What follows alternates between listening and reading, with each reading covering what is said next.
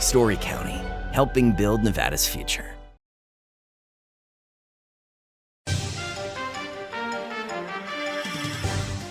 Welcome to Nevada Newsmakers. On the broadcast today, Chris Brandon joins us. She's Executive Director with the Western Nevada Development District. Here for the whole show on an all-new Nevada Newsmakers. Howdy, partner. Come on out to Churchill County's fabulous 3C Arena in Fallon, Nevada for the World Championship of Cowboy Fast Draw. See over 200 professional gunfighters from across America compete with special wax bullet ammunition for the title of the fastest gun alive. This Saturday, you can even try Cowboy Fast Draw for yourself and enjoy our car show between 10 and 2. And our Magnificent 7 finals begin at high noon on Sunday. This summer, all roads lead to Hobie's Casino for trucks or bucks. Win up to $1,000 in cash every week. Then buckle up and win a brand new Tacoma or $35,000 in cash. Shift the winning into high gear at Hobie's Casino. Welcome to Story County, where history meets innovation, and a pioneering spirit continues to shape our future. At the heart of the Tahoe Reno Industrial Center, we power the future with global leaders in technology and manufacturing, driving progress that reaches far beyond our county lines. From advanced manufacturing to tech innovation, our industries are creating thousands of quality careers, fueling a vibrant economy that benefits every Nevadan. But it's more than just growth. Our community is our foundation, supporting families, empowering local initiatives, and creating a place where everyone belongs. Be part of a legacy built on bold ideas and boundless possibilities. Join us in building a brighter future right here in Story County. Story County, helping build Nevada's future.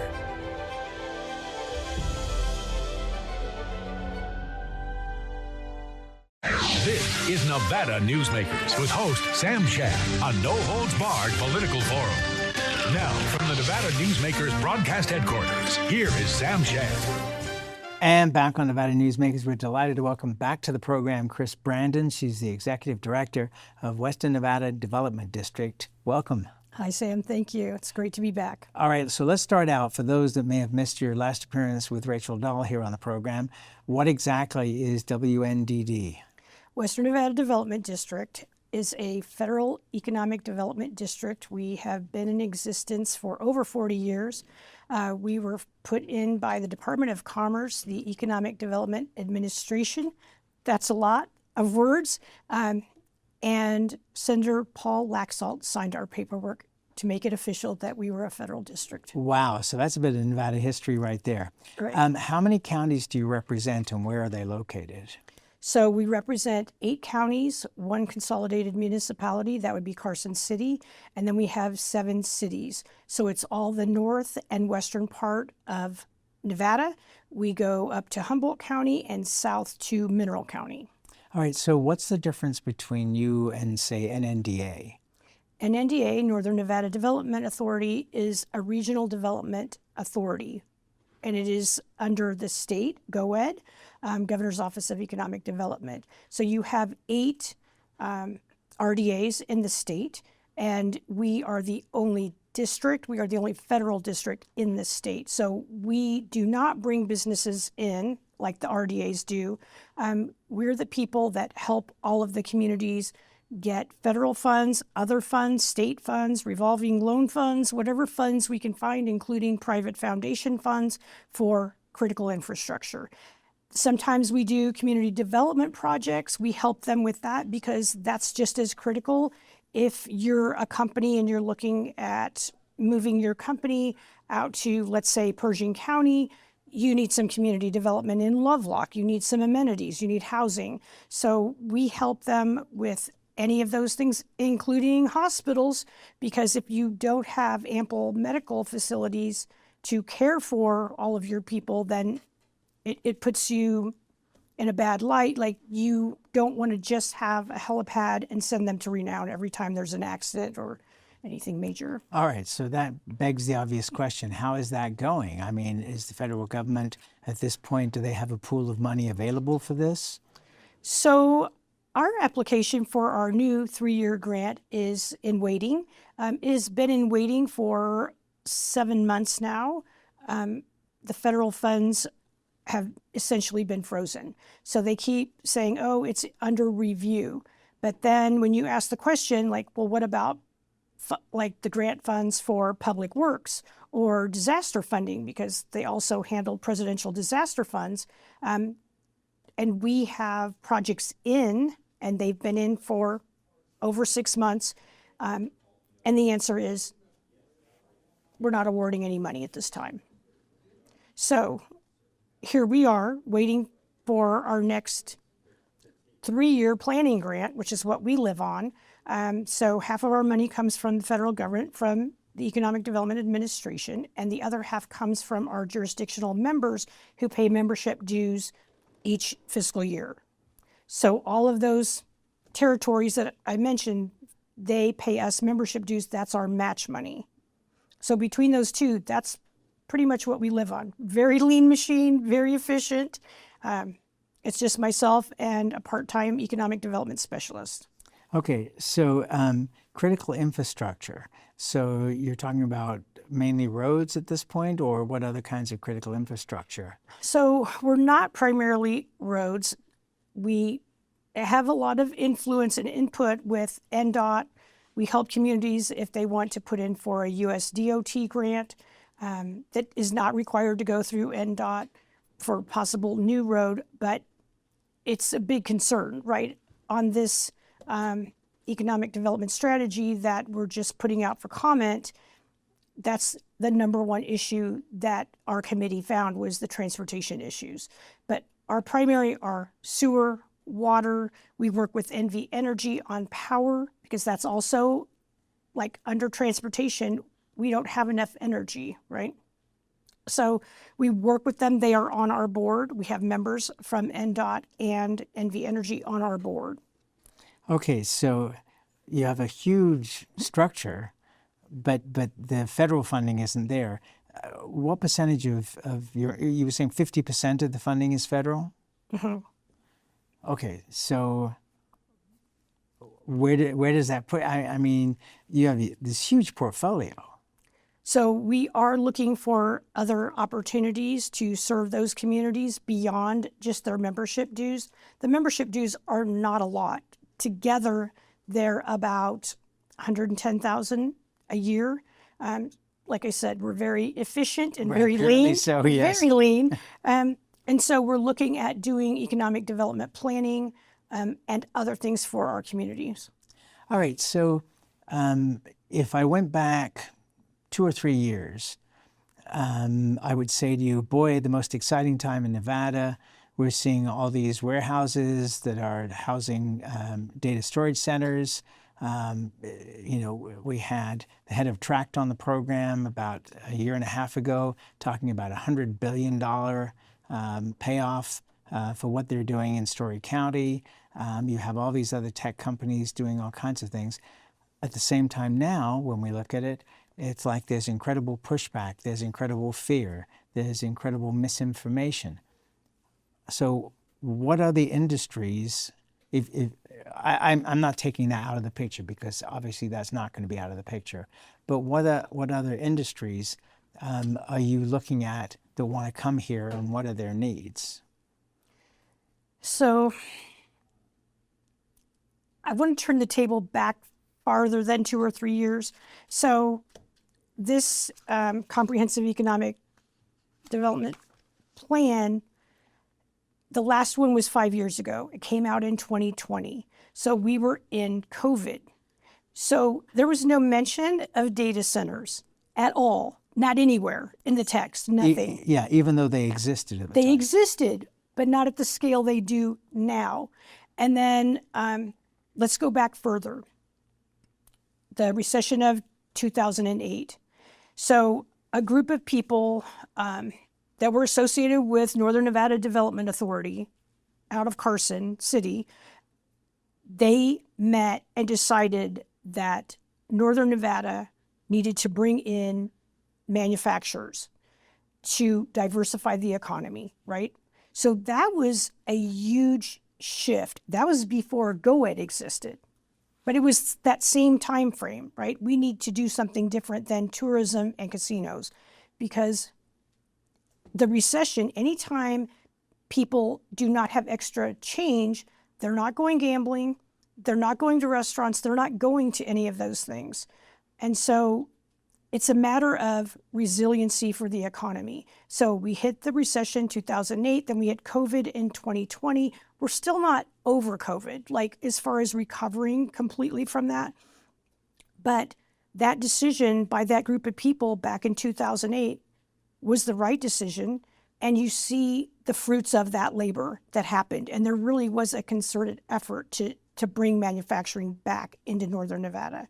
So that helped us in 2020 weather that storm, but the casinos were shut down, tourism was shut down, the restaurants were shut down, all of those things were shut down, but manufacturing was still functioning, critical. It was critical to the economy, right? So they were allowed to continue. So as we move forward now into this new high-tech economy, you've got all of the data centers and all the supporting companies that go with that. The electricians will have work for decades.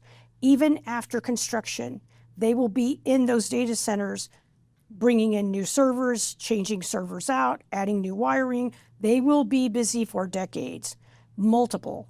Next 30 years, if that technology still exists, then beyond that. But that's a given. And so when people come in, and there are a lot of fear-mongering going on right now in every rural community, but where can these hyperscale data centers land? There's no land in the cities. They're built out from mountain to mountain range, so they have to go further out. The Tri-Center is very unique. It's not going to be replicated anywhere else. I would like to see it replicated, but the moons lined up when that happened. You had two developers. One of them was a county commissioner in Story County, and so he was like, what do you think? And so they were going to get divided up. Story County was done. That's where they were. And so it was a high-risk game, and they decided to go for it, because the worst that would happen is they would get divided up, which was already on the table. So Okay, so let's just back up a hair. Okay. So basically, the time period you're talking about, Story County was broke. yes, Okay, and so that's when you say it was going to get divided up, that was because the state was going to have to come in and rescue them. They didn't have enough money for the school district. There were all kinds of issues. The Tahoe Reno Industrial Center not only saved the county, but pushed it to the forefront in the nation Yes. as far as economic development goes. yes. You know, just to go back a little in talking about data centers, because there is just so much misinformation about there, and people are mad at me online, and I'm happy to say that I believe it's a small minority of people who are freaked out about data centers, but what they don't understand is that if they have Netflix or Prime or Apple TV or any of these things that have been around for decades, well, over a decade anyway, they all use data centers all over the world. And this is an opportunity, in my opinion, for rural Nevada, where they need money desperately for everything because they're not getting the tax revenues that they need to support the services that they have, that these data centers, which are basically warehouses full of servers, they're not some mystery alien thing from out of space. This is something that will save Nevada in terms of services and needs for the population. It's not something that's going to destroy. Correct. It will not destroy us. Here's where I'm at. We've educated all of our jurisdictional members.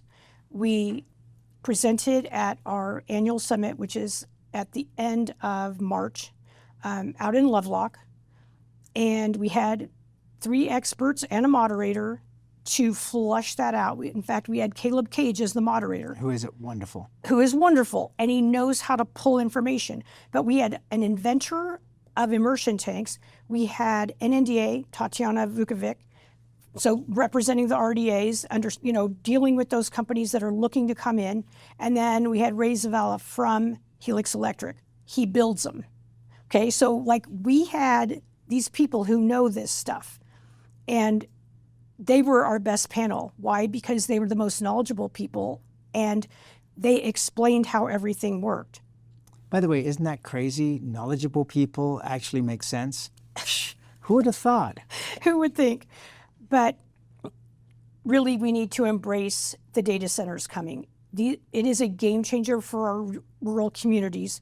Yes, there are concerns about water usage, but you also have issues with property rights. So if the farmer passes away and his heirs do not want to farm anymore because younger people don't really want to do farming, and they sell that land, they have every right to sell that land to whomever, right? Along with the water rights, if they choose. Along with the water rights. And a lot of times they are senior water rights. So that means if there's ever a curtailment, it will not happen to them because they're buying senior water rights. Can I jump in for just a second? Sure. So something that people don't realize when they talk about growth, for example, and I know this isn't your bailiwick, but I'm using Reno Sparks as the example. The reason that Reno Sparks has been able to grow exponentially over the last 30, 40 years is that TUMWA has taken water rights through developers out of agricultural into residential, commercial, industrial. And that's why, and using it efficiently, that's why we've been able to grow the way we've grown.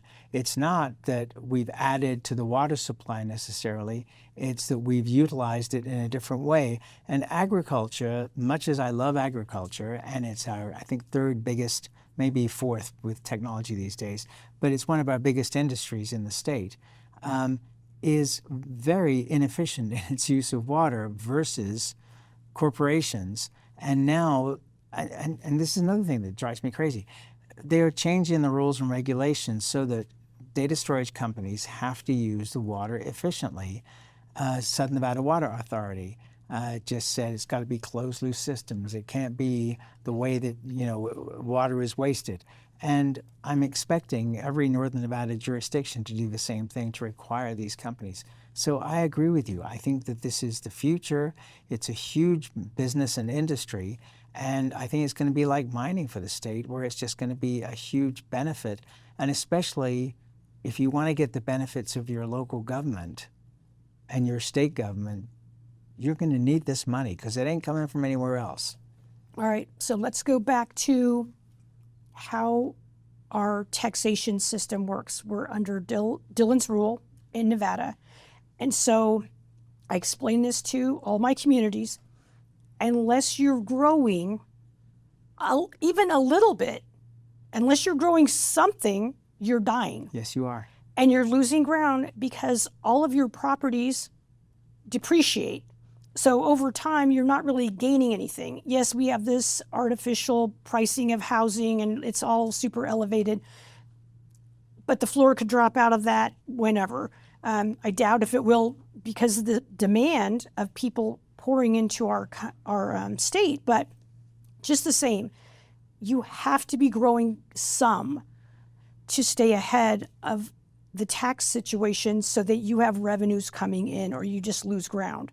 And so this is the perfect way to do that with the least impact on your community because they don't require hundreds of people to operate it. Yes, there's hundreds of people to build it, but then that's done and they're just there temporarily. Well, yes and no, because Chris Thompson, who used to be the project manager for TRI, says that those temporary jobs have lasted 7 years so far out at TRI because all the new business that's coming in has kept these people employed.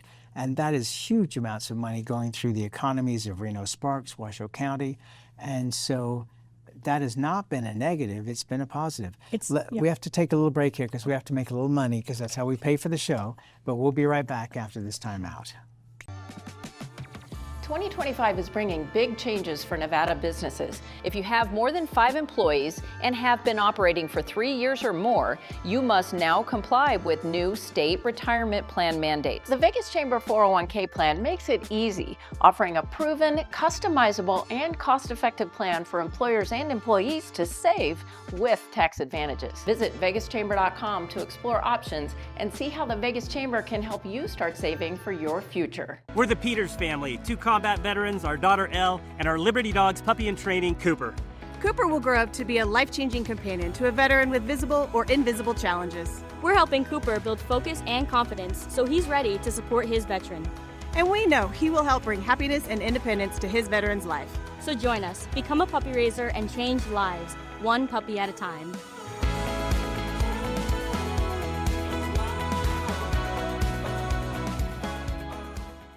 Light up your July at the Carson Valley Inn. Win up to $25,000 in the All-American Progressive giveaways. $1,500 winner guaranteed each drawing night. And $30,000 in grand prize giveaways. Only at the Carson Valley Inn. The trucking industry is the most resilient link in the supply chain, moving 95% of our freight in the Silver State. And while essential, the road isn't always smooth. Supply chain disruptions, rising fuel costs, and unrealistic rules and laws that hamper our ability to serve our customers and country.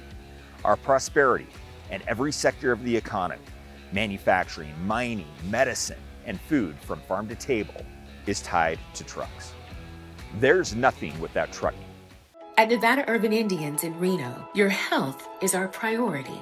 Our medical clinic welcomes everyone. We accept all insurances, ensuring quality care is within reach.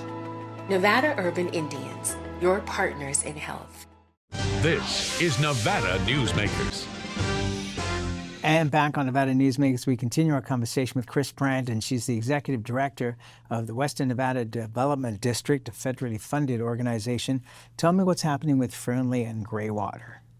So currently we are working with the city of Fernley on an application through the Economic Development Administration for the design of a new wastewater treatment plant that will be built to handle at least 50,000, but it's expandable to 75,000 or further population, because they are growing that fast and they're going to continue to grow. They're looking at maybe doubling the population. Yes, because that's Mark IV, the developer out there, that is their plan to build literally a second city of Fernley on the north side of I-80.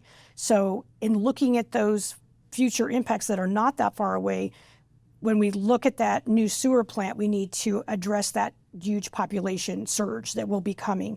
And so that the city of Fernley is ready for that, but also we want it to be built so that the effluent that comes out of that is high enough quality that maybe it only needs a little bit more treatment from a data center or advanced manufacturer that needs that water for its purposes. And so maybe they can use that for cooling. So back to data centers, like... Okay, hold that thought for a second. Okay.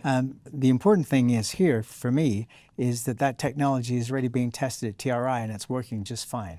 Let's take another quick break and we'll be right back. The Nevada Builders Alliance has been protecting the interests of the construction industry for over 50 years. Our programs save members thousands of dollars every year and allow them to provide much-needed benefits to their employees.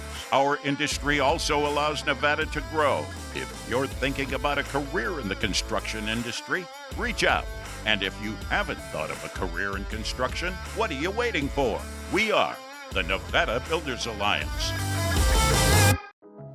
A power line is more than a power line. It's maintaining the bottom line for small businesses.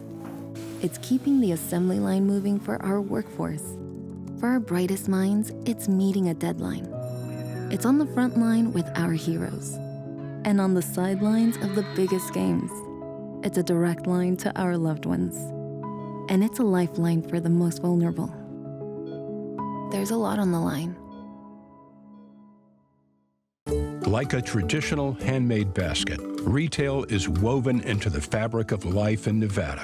From big box to mom and pop, retail supports our communities in countless ways. jobs for the disabled, team uniforms for kids, help for the elderly, and so much more. Retail employs over 1 in 10 workers. Retail supports Nevada, and we support retail. RANNV.org. Meet Nevada Health Link, Nevada's official health insurance marketplace. Your link to savings, selection, free assistance, and name brand health insurance, where 90% of enrollees lower the cost of their monthly premium. Everyone deserves access to quality health coverage, no matter your income or family size. Visit NevadaHealthLink.com. A few minutes could save you hundreds of dollars per month. Nevada Health Link. Our plans are made for your plans. This is Nevada Newsmakers. And back with Chris Brandon with the Western Nevada Development District. I cut you off when you were trying to talk about the data centers. Finish up with you, please. We have about less than a minute. Okay. So, yes, the data centers, it's site-by-site basis of what needs to happen. So like at the Tri-Center, they're using effluent through the GID there, which is working beautifully. So you can't say, oh, you have to use a closed loop system. It may not be the right one for that company. So I think you take it on an as needed basis, like you see it. Some effluent you can't use, some of it is considered water rights in some of my communities where the effluent belongs to someone. So you can't use that effluent. So you have to look at each one. But if they buy water rights from a farmer, and it's groundwater, whatever the water rights are, then they can treat it and they can use it for their facility. Well, I think this is an incredibly exciting time for Nevada if we get past the craziness, and we will, just because it means so much economically. And I think that the data center companies need to put out their own public relations to clear up so much of the misinformation. And at this point, they seem to be burying their heads in the sand, and I hope they get them out very soon. I thank you for doing this. This is an incredible summary of what you're doing between now and 2030, and we look forward to you coming back and discussing more with us. Thank you, Sam. It's been a pleasure. You're very welcome, and we'll be right back. As you know, Reno is booming. Toll's development company is helping it grow with insightful design and development, building community with every project, adding beauty, adding excitement, emphasizing our shared humanity. Reno is becoming bigger. Toll's development is helping it become better, more livable, more enjoyable. To learn more, go to tollsdevelopment.com. tollsdevelopment.com. Each day, the Children's Advocacy Alliance partners with leaders, legislators, and families across Nevada to improve children's health, education, economic well-being, and safety. We recognize Nevada will be no better than the state of its children. Be a part of this change. Be a supporter of the Children's Advocacy Alliance. For more information, go to caanv.org.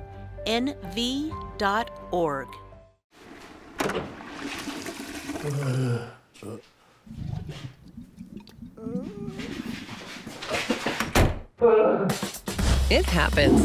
And when it does, there's UMC Quick Care.